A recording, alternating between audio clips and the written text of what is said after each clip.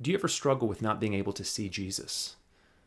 In a real sense, you long for communion with him, but there's this sense that because he's invisible, somehow he seems distant to you. Now, if that's something you've struggled with, I've got a hymn workout for you that I think is really going to stir the heart. It really speaks of this dynamic of Jesus not being able to be seen, yet being present, and the kind of sweetness of that presence, yet also the longing to be able to see him. Let's just work through this. Jesus, these eyes have never seen that radiant form of thine. The veil of sense hangs dark between thy blessed face and mine. Don't you love the honesty with how this hymn starts? This recognition that our eyes, we've never seen the radiant form of Jesus. We know, there's a sense, we know if we could just see him in all of his glory and majesty, we wouldn't have to work up a spirit of worship. It would just surge within our hearts, yet we can't see him.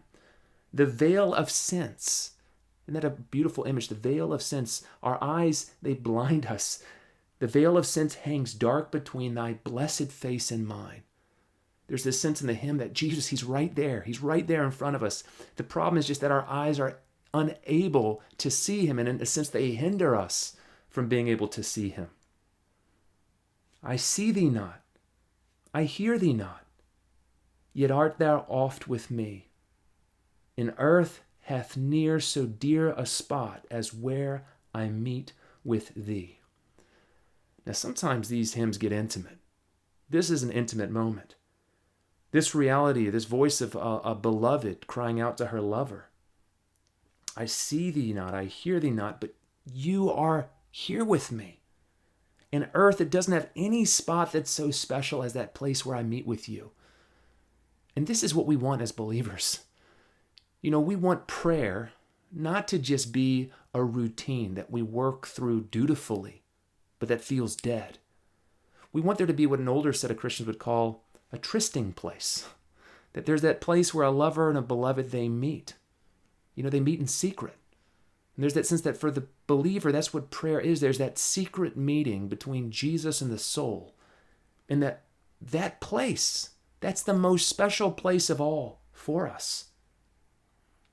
Like some bright dream that comes unsought when slumbers o'er me roll, thine image ever fills my thought and charms my ravished soul. If you want an image of captivation, it's right here.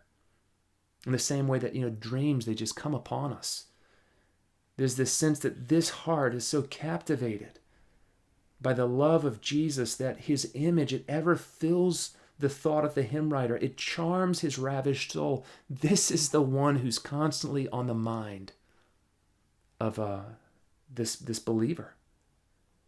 Yet though I have not seen, and still must rest in faith alone, I love thee, dearest Lord, and will, unseen, but not unknown. One of my favorite lines, I think, of any hymn. This reality that Christ, he's unseen, but he's not unknown to the believer, because there is a genuine sense through prayer, through word, through worship, that we know what communion with Jesus is, and we want more of it, even while we can't yet see him. Final stanza.